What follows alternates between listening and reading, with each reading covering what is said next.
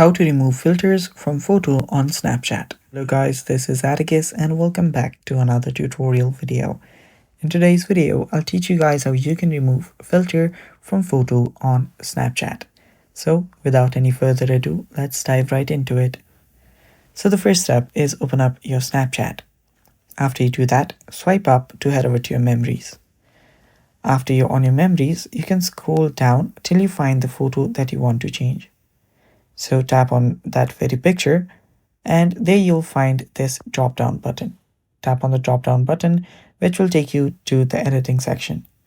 Now right here, simply choose the normal filter that you normally use without any edits, and after doing that, you're good to go. Now tap on the cross on the top left and tap on save changes. And now the photo will revert back to normal. And there we go.